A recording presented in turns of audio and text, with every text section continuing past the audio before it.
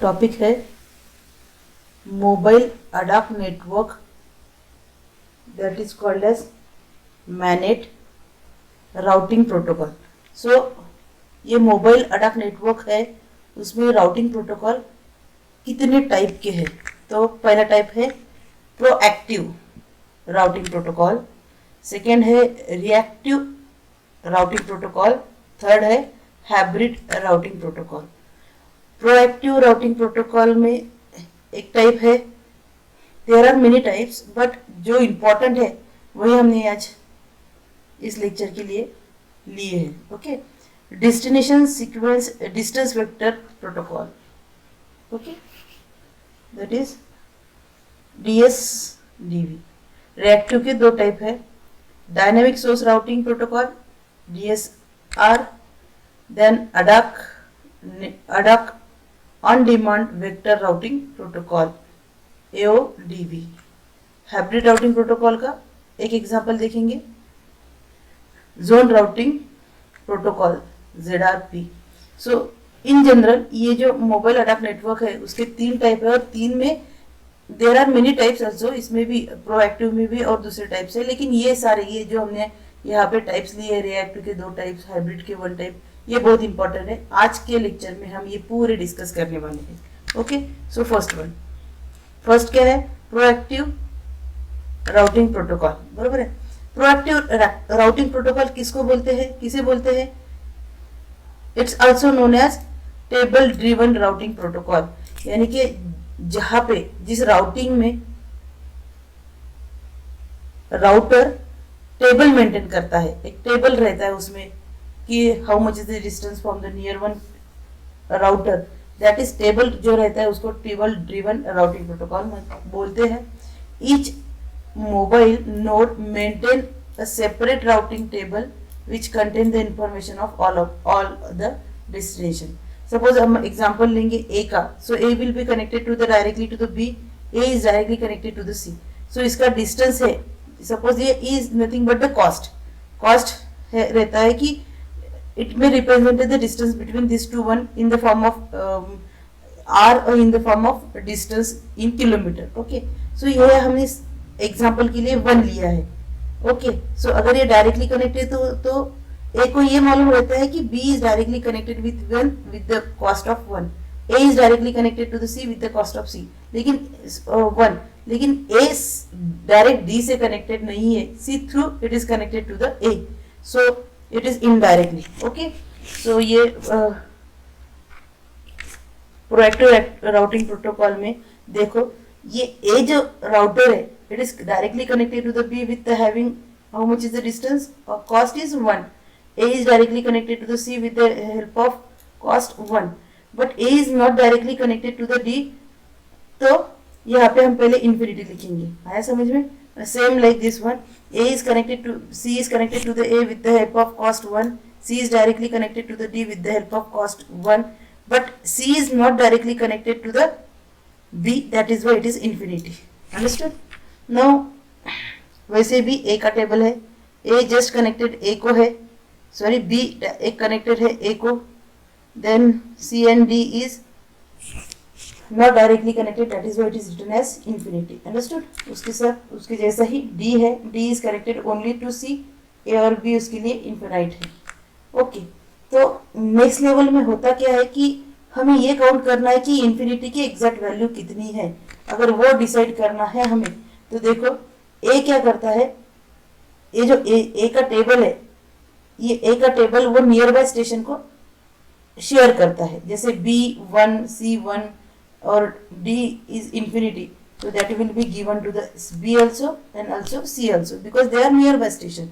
अगर nearby station देने के बाद ये डिस्कस करता है, ये देखता है कि ये C देखता है कि अरे B का distance, B is connected to the A, यहाँ पे दिया है कि B is connected to the A, C is also connected to the A, तो B क्या करेगा कि A का पहले तो डिस्टेंस मालूम है, सो A का टेबल अब जब लिया है तो इट्स डिस्टेंस इज C का 1 है, अगर इसका C का 1 है तो B को तो A का मालूम है डिस्टेंस 1 है, so it will be add 1 and B से जो C तक का डिस्टेंस है it will be counted as now it will be become 2। So ये अभी इन्फिनाइट चला जाएगा, यहाँ पे 2 आएगा, because now it's calculated in the second step that what is the value of next to next router. Okay, same will be happening here. So B क्या करे, सी क्या करेगा कि ए ने तो उसका टेबल बी को दिखा दिया है. सो यहाँ पे ए टू सी डिस्टेंस मालूम है 1. सो अगर बी का डिस्टेंस हमें निकालना है तो उसके टेबल में यहाँ पे 1 लिखा है. सो ए सी टू ए का डिस्टेंस 1 ये सी को मालूम है, लेकिन ए से भी अभी मालूम होगा कि बी का डिस्टेंस 1 है. So it will be add its own distance with distance of A to B. So it is again we change the value of 2. Okay, आया समझ में, ये वैल्यू 2 हो जाएगा. वैसे भी इसका ही है, यहाँ सी का टेबल शेयरिंग होगा, it will be count the value of A, क्योंकि ए का डिस्टेंस हमें मालूम है 1, और सी से अगर ए का डिस्टेंस 1 है तो वो डायरेक्टली कनेक्टेड लिखेगा कि डी का डिस्टेंस ए से 2 है.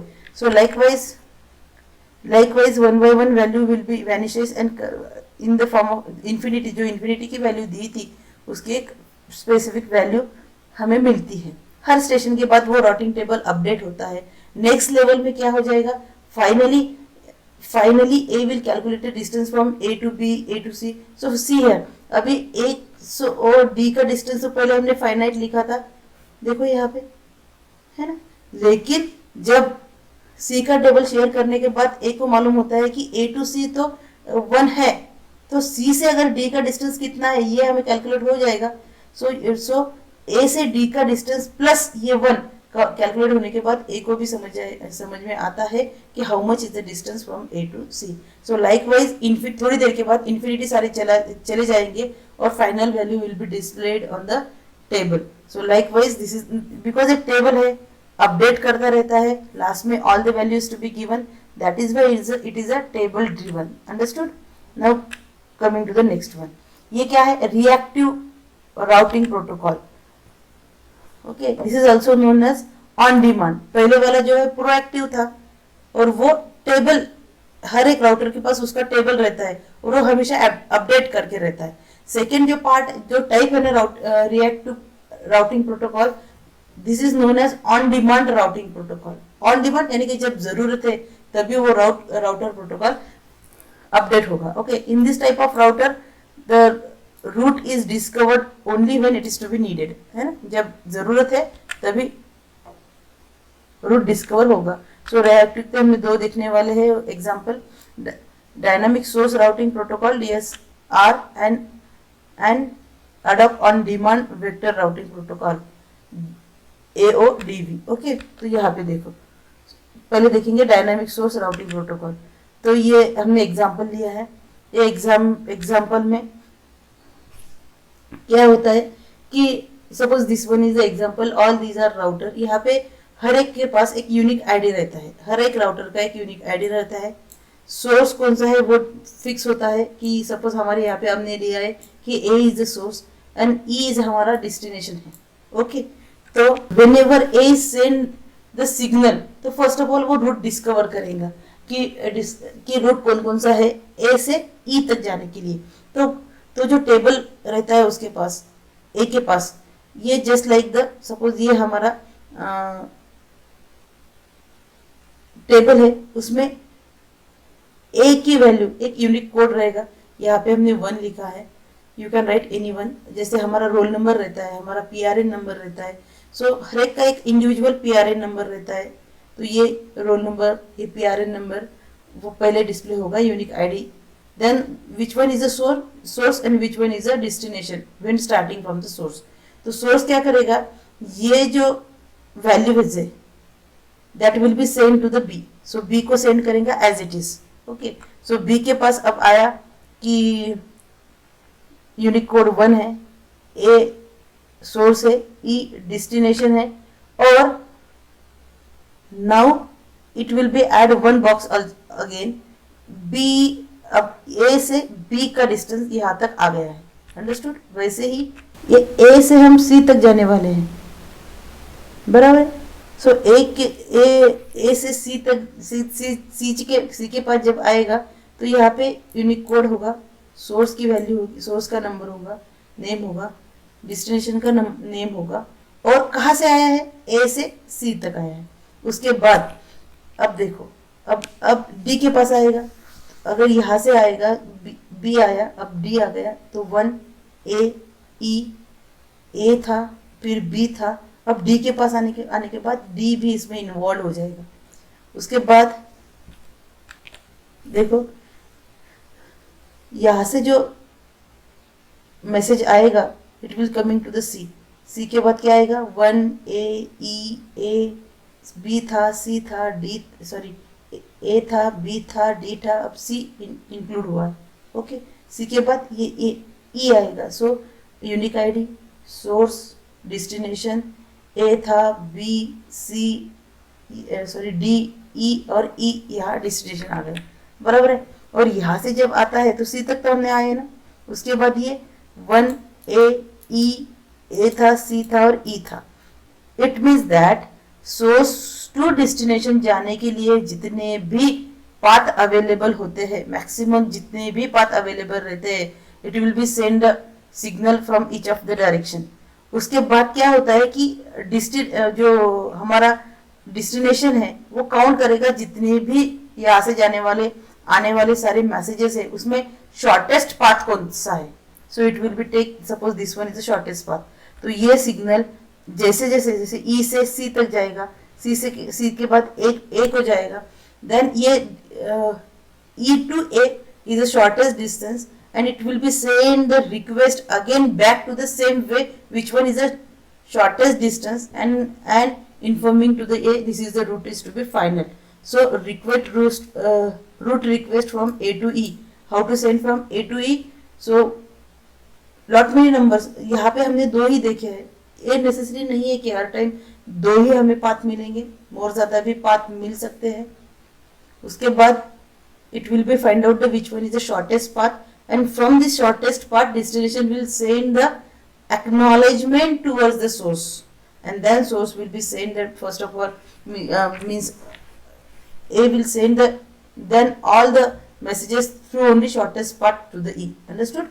That is the dynamic. So depends upon the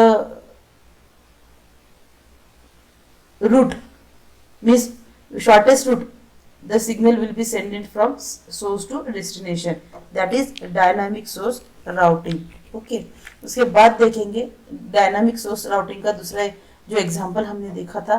तो उसके पहले ये पहले क्या होता है डायनामिक सोर्स राउटिंग में रूट डिस्कवर होता है ना, ए टू ई हमने सारे मैसेजेस जितने भी पाथ अवेलेबल है वहां पे दे दिए थे। So this phase determine the most optimal path for the transmission of the data packets between the source and the destination of the node. Yes or no? So first of all, it send messages to the all the distance, all the router, and destination will only send the acknowledgement to the shortest path. Okay. और यहाँ पे ना root maintenance का भी काम होता है।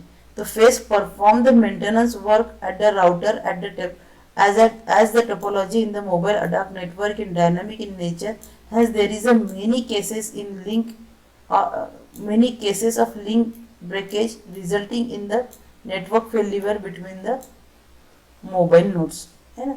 ये डायनामिक राउटिंग है, यानी कि यानी कि जब परफॉर्म करना है, जब हमें चाहिए तब उसको हम यूज कर सकते हैं। तो वहाँ पे मोर चांसेस होते हैं कि लिंक ब्रेक होते हैं, तो हमेशा मेंटेनेंस की जरूरत पड़ती है। अंडरस्टूड। नेक्स्ट वन है adopt network on demand distance vector. तो ये रिएक्टिव में हमने दो टाइप देखने वाले थे। तो पहला टाइप हमने डीएसआर देखा, अब ऑन डिमांड देखेंगे। ऑन डिमांड यानी कि क्या, देखो ऑपरेशन ऑन टू स्टेजेस होता है, पहले डिस्कवर होके मेंटेनेंस होके सोर्स विल, जैसे पहले पहला था वैसा ही होता है, लेकिन source need will not carry the complete path, each node only known its previous and next hop information. Okay, तो देखो ये डायग्राम हम एक्सप्लेन करने वाले हैं। तो यहाँ पे भी पहले रूट डिस्कवर होगा, शॉर्टेस्ट पाथ फाइंड आउट करेंगे। रूट मेंटेनेंस का भी प्रॉब्लम होता है यहाँ पे, और सोर्स पूरा एड्रेस नहीं कैरी करता है। जैसे हम मैसेज सेंड करेंगे पहले रिक्वेस्ट का, तो ये टोटल मैसेज नहीं जाने वाला। Okay, just carry the source node. Okay, each node will be know the previous node and next hop, यानी कि पहले वाला कहाँ से हमें सिग्नल मिला है और कहाँ पर देना है, नेक्स्ट होप कौन सा है, उतना ही देखेगा। इतनी सारी रिक्वेस्ट होती है when data is sending from source to destination. तो जो रूट डिस्कवरी का काम होता है वो RRQ यानी कि source node ID, destination node ID, ये सारे पॉइंट्स उसमें रहते हैं। सीक्वेंस कौन सा है, ब्रॉडकास्ट आईडी क्या है, होप काउंटिंग क्या है, TTL फैमिलीज का वैल्यूज क्या है, ये सारे द मैसेज में जो सोर्स से जाने वाला है उसमें रहते हैं। ओके, सो ये है हमारा A is a source and यहाँ पे H इज हमारा डेस्टिनेशन है। तो A क्या करेगा, RRQ यानी कि रिक्वेस्ट सेंड करेगा, रिक्वेस्ट सेंड करेगा for the destination whatever the available path are there. So यहाँ से सपोज B को जाएगा, देन B से सपोज E को जाएगा, बराबर। सो F को जाएगा, फिर H को जाएगा, other than A to C को जाएगा, E को जाएगा, F को, H को, देन A C E G H, lot many paths are there. So हमारे एट H के यानी कि ये जो डेस्टिनेशन है, सो A से A is the source, so A to H तक जाने के लिए कौन कौन से पाथ है वो डिसाइड करेगा। तो after that which one is the shortest path, suppose ये हमारा शॉर्टेस्ट पाथ बन गया A B E F H, ये अगर शॉर्टेस्ट होगा, नहीं तो फिर दूसरा shortest A C E F H, जो शॉर्टेस्ट पाथ है वह उसमें destination will send the signal to that one and data will be send from A to D likewise. Okay, तो ऑन डिमांड, जैसे ही डिमांड रहेगा तभी ये काम होगा। ओके, सो पहले वाले में देखो, पहले वाले में जो सर्किट था वहां पे क्या किया था हमने कि इंफॉर्मेशन, सोर्स और डेस्टिनेशन की इंफॉर्मेशन और हर एक नोड का उसका एड्रेस वहां पे मेंशन करके रखा था। यहाँ पे ऐसा कुछ नहीं है, जितने भी अवेलेबल सोर्स है वहां पे हम रिक्वेस्ट सेंड करेंगे और nearest one path short find out करेंगे, वहां से डाटा सेंड हो जाएगा। लास्ट है हाइब्रिड राउटिंग प्रोटोकॉल, ये हमारा थर्ड टाइप है। इसमें हम एक राउटिंग प्रोटोकॉल देखने वाले हैं, zero routing protocol, ZRP। Okay, तो क्या है ये ZRP? Hybrid routing protocol is the path, यहाँ पे पाथ लिखना रह गया है, please write down here path. It is the combination, sorry it is the combination, यहाँ पे कॉम्बिनेशन लिख लो, it is the combination of both. किसका कॉम्बिनेशन है? रिएक्टिव और प्रोएक्टिव। रिएक्टिव क्या होता है? वो टेबल मेंटेन करके रखता है ना, नजदीक वाले which one is a near by station, उसकी वैल्यू लिखता है, उसके वहां लिखी जाती है, उसके बाद it will be found the next hop output, और वैसे करके हम टेबल को मेंटेन करते हैं। और प्रोएक्टिव में क्या होता है? ऑन डिमांड रहता है कि जब जरूरत होगी तो पाथ सर्च करेगा और from this one it send acknowledgement from the receiver to source and that data will be sending. तो हाइब्रिड क्या होता है? Combination of reactive and the proactive routing protocol. देखिए zone routing protocol, zone routing protocol में local nearby within which the node proactively maintain. यहाँ पे जैसे क्या होता है कि सपोज ये जो डायग्राम है इसका एक एग्जांपल लेते हैं हम। S इज अ सोर्स, ये हमारा सेंट्रल नोड है, सेंट्रल नोड यानी कि ये हमारा सेंडर है, और suppose L is our receiver. Okay, तो अगर A से हमें सेंड करना है डाटा L को, तो क्या करता है? A will send the data to nearby station. Okay, it send the data to nearby station और it is connected to the nearby station. So इसको मालूम होने के लिए यहाँ पे टेबल भी मेंटेन होता है। So A is directly connected to the B। देखो A B C D E directly connected to the F, बराबर है। सो ये A टू F इसको बोलते हैं नेबरर, है ना, just connected to the source central node को जैसे ही वो कनेक्ट होते हैं जितने, उसको बोलते हैं नियर बाय। और उसके बाद these are connected to next hop. कौन सा? ये है हमारा J K L J K, यानी कि ये J है, I है, H है, बराबर है। ये सर्कल पे जो है वो उसके पेरिफेरल डिवाइसेस है। पेरिफेरल यानी कि क्या, कि एक वन सोर्स रहता है, उसके बाद का जो रहता है वो जो डायरेक्टली कनेक्टेड उसको नियर बाय बोलते हैं, उसके बाद में जो कनेक्टेड होते हैं उसको नियर बाय स्टेशन बोलते हैं। तो ये जो हमने एग्जांपल लिया है वो for the k is equal to 2, k is equal to 2 यानी कि क्या, सेंटर से 2 स्टेप हम आगे जा सकते हैं। फॉर एग्जाम्पल ये पहली स्टेज D है, D के बाद नेक्स्ट स्टेप G है, so k is equal to G यानी कि ये इसका जोन हो गया और उसका राउटिंग टेबल वो मेंटेन करता है। लेकिन आर डेस्टिनेशन इज L, सो ए को S के तो जोन में L नहीं है ना, लेकिन ये बाकी तो S के जोन में है, तो S will be connected suppose finally to the K बोलता है कि अगर जैसे हमने S के लिए ये राउटिंग टेबल बनाया है वैसे K के लिए भी निकाल सकते हैं ना। K क्या नियर बाय स्टेशन कौन से रहेंगे, L रहेगा, B रहेगा, J रहेगा, C रहेगा, एंड नेक्स्ट टू नेक्स्ट होगा, अगर इसको कुछ कनेक्ट होगा तो उसका एरिया, उसका जोन अलग बन जाएगा, बराबर है ना। ये सपोज S उसका अलग जोन है, ये सर्कल K के लिए बनेगा, तो K के अंडर ये L आता है, वो नियर बाय स्टेशन होता है।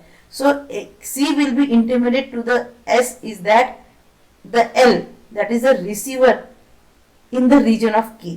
सो S क्या करेगा, पहले डाटा शॉर्टेस्ट पाथ से पहले डाटा K को भेजेगा और K के लेवल में फिर K की जो जोन है उसमें L आता है, so data will be send from K to L। Okay, so it is depends upon the on demand, किसको भेजना है वो डिपेंड करेगा। सो ये जोन राउटिंग प्रोटोकॉल का कंसेप्ट है कि मिडल में S रहेगा, यानी कि एक सेंट्रल नोड रहेगा, वो हमारा सोर्स रहेगा, और सोर्स को जो डायरेक्टली कनेक्टेड है उसको नियर बाय स्टेशन बोलते हैं। नेक्स्ट होप को जो रहते हैं वो पेरिफेरल बोलते हैं। सो पेरिफेरल में भी 1 2 3 4 वैल्यूज, अगर 3 होता तो हम ये सर्कल बड़ा बनाते, तो सो L भी S के जोन में आ जाता, बराबर है। लेकिन हमने K की वैल्यू 2 ही ली, 2 यानी कि नेक्स्ट टू नेक्स्ट होप तक हमें जाना है। Okay, so that is a zone routing protocol. Okay.